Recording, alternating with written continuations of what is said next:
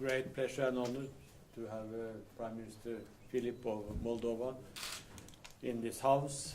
We appreciate very much the importance your government attached to the Council of Europe, and I have said to the Prime Minister once again, and reconfirmed our commitments to help the reform process in Moldova. I got now an opportunity to continue the discussions that I had in Chisinau with the government, several ministers in the government only 3 weeks ago, and it was an excellent opportunity to be updated also on the discussion about electoral law in Moldova.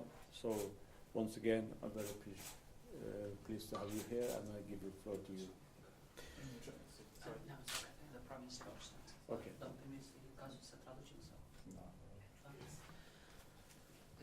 Domnule Secretar General, vă mulțumesc foarte mult pentru această ocazie de a continua discuțiile începute la Chișinău acum o lună în urmă și aici la Strasbourg.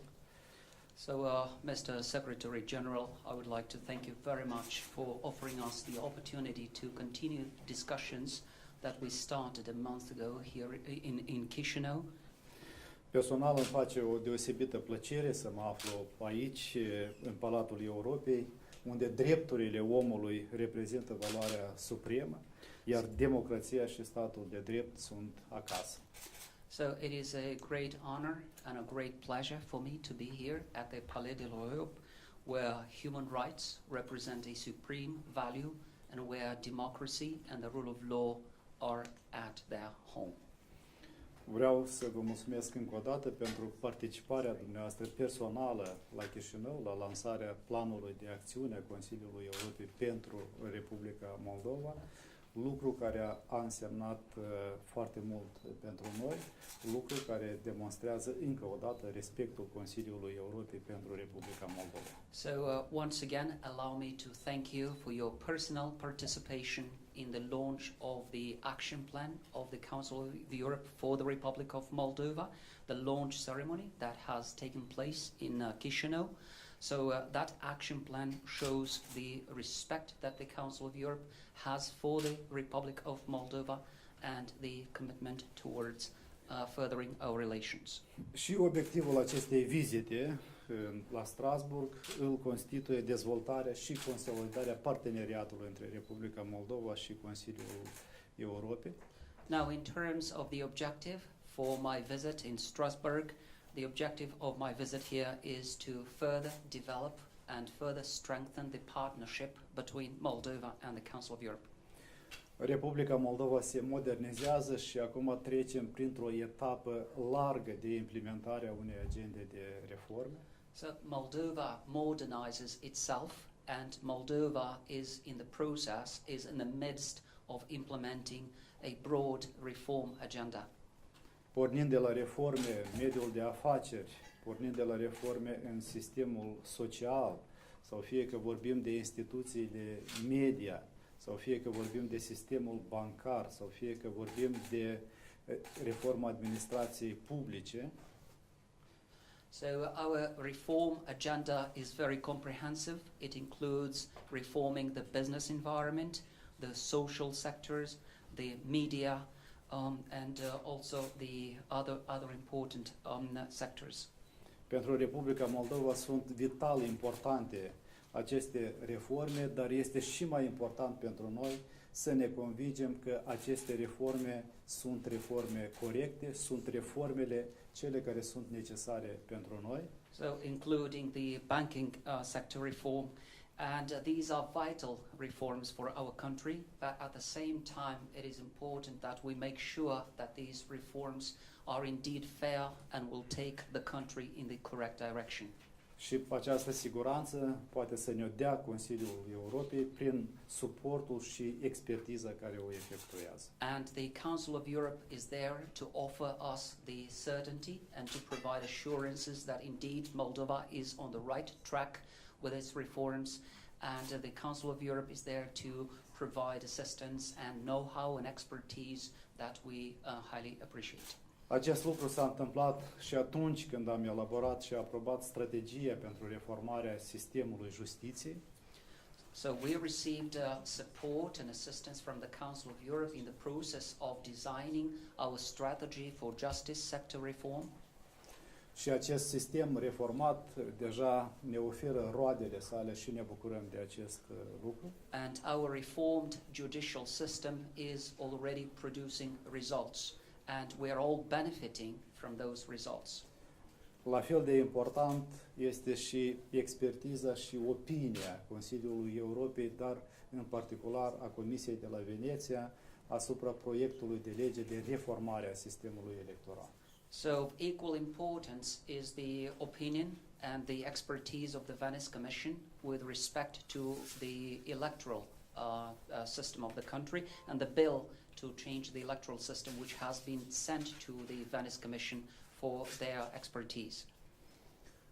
De aceea nu-mi rămâne decât să vă mulțumesc foarte mult pentru suportul care ne-l acordați și vreau să vă spun că noi suntem conștienți de necesitatea acestei expertize și suport din partea dumneavoastră. So once again, we would like to thank you very much for the support and assistance which the Council of Europe is offering to our country. We are fully aware of the significance and the importance of this support, and we highly appreciate it. Vreau să vă asigur că Republica Moldova și în continuare va sprijini activitățile planificate de comun acord. I would like to assure you that Moldova will further support the activities which were jointly planned with the Council of Europe. Și încă o dată, domnule secretar general, vă mulțumesc pentru acest suport, dar și pentru invitația de a efectua această vizită aici la Strasbourg. So once again, in conclusion, Mr. Secretary General, thank you very much for your support, and thank you for extending the invitation for me to visit Strasbourg and your institution. I believe we have a question from our colleague from Moldova. Am două întrebări pentru domnul. Spuneți-mi, vă rog, Republica Moldova este monitorizată de către Consiliul Europei de 20 de ani. Între timp s-au făcut reforme în respectarea drepturilor omului, în reformarea procuraturii, depolitizarea instituțiilor de drept. Când Republica Moldova ar putea să treacă la o altă etapă, să treacă la etapa de post-monitorizare? Și o altă întrebare pentru premier, dacă pot să pun tot acum. Vreau să vă întrebăm dacă Republica Moldova este pregătită să treacă la o altă etapă și pe ce domenii se vor axa autoritățile pe viitor pentru a realiza acest lucru. So I would like to ask two questions. One question is for Mr. Secretary General, Mr. Jagland. So, Mr. Jagland, you know that Moldova has been under monitoring for 20 years. In the meantime, Moldova has undertaken a number of reforms, and Moldova has achieved results with respect to the observance of human rights, with respect to the reform of the prosecution service, of the judiciary, the depoliticization of the law enforcement agencies. So when Moldova will move on to the next stage, post-monitoring stage, do you think? And the second question is for the Prime Minister, whether Moldova is ready to move on to the next level of post-monitoring, and what Moldova should focus on during this post-monitoring stage. Thank you. It is true that reforms have been made, but the Prime Minister in the meeting today said that much more has to be done, in particular in the justice sector, and that we had a plan going to 2017, and this has now been prolonged for 1 year, so that's a very important step from the Moldovan side, and we will continue to assist in this respect, and of course the question of monitoring will be assessed in the light of that. Este adevărat că Republica Moldova a realizat reforme, dar după cum a menționat și domnul prim-ministru la întrevederea care acum a avut loc, încă multe rămân de făcut, inclusiv reformarea sistemului de justiție. Este adevărat că există o strategie de reformare a sectorului de justiție care a fost extinsă pentru încă un an.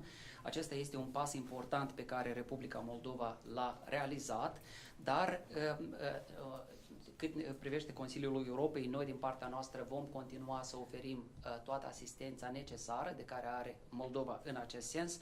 Cât privește procesul de monitorizare, noi va trebui să urmărim aceste evoluții și ulterior deja vom decide cum vom acționa mai departe.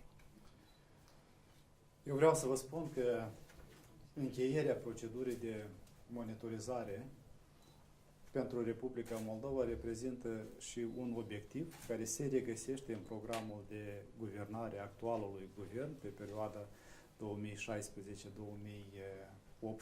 pe această perioadă de activitate.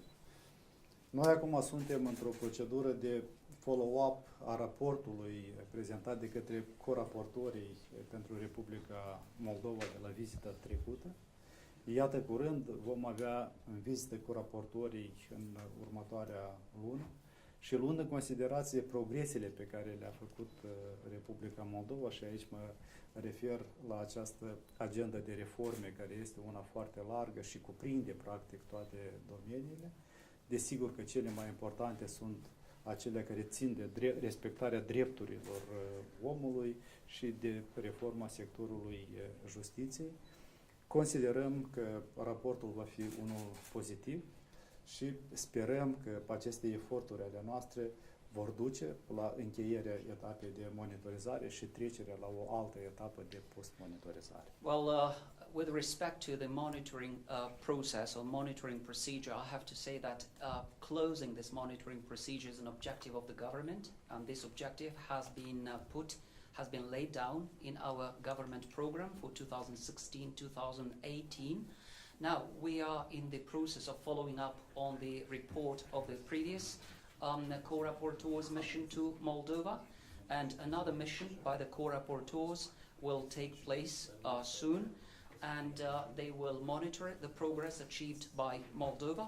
And indeed, we have achieved progress with respect to observance of human rights, with respect to the justice sector reform.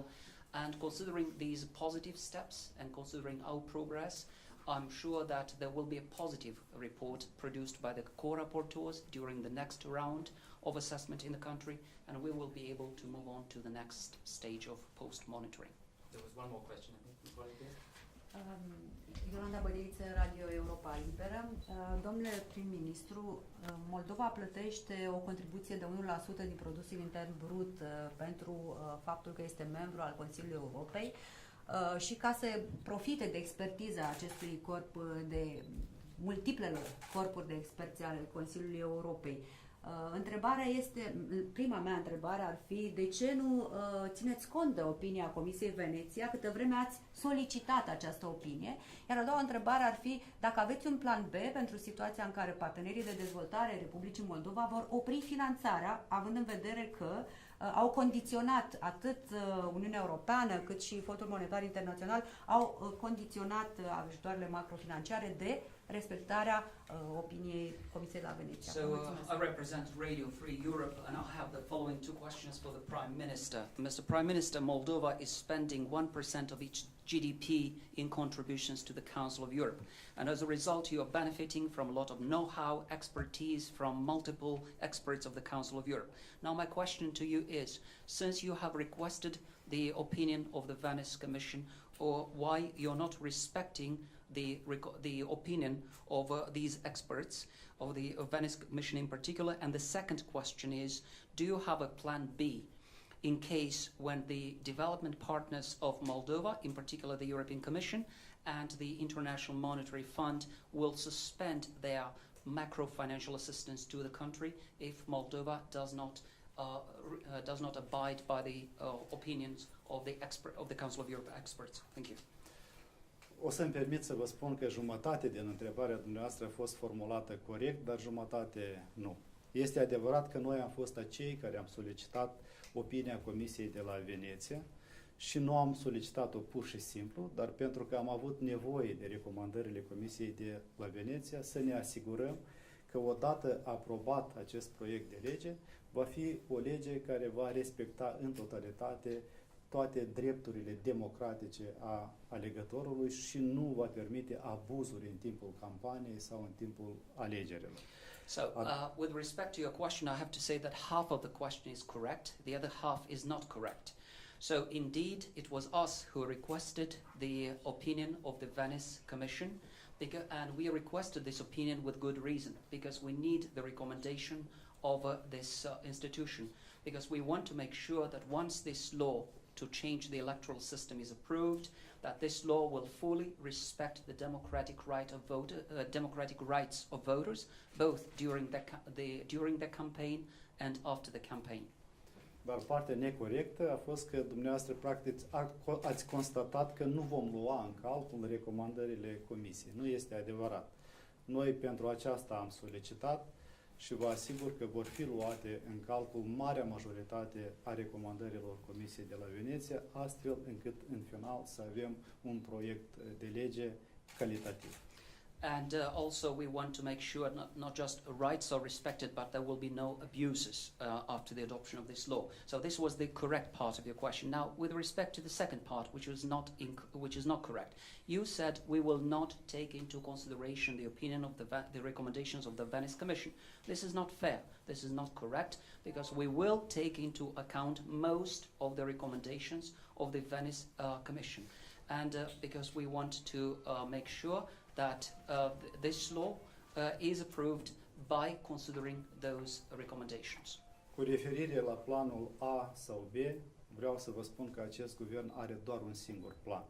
Și acest plan se numește integrarea Republicii Moldova în Uniunea Europeană și noi îl vom duce până la cap. Now, as far as your second question is concerned, whether the government has a plan A and a plan B, there is only one plan in our country, and this is the plan for European integration of the country, and we are fully determined to carry this plan through. Thank you very much.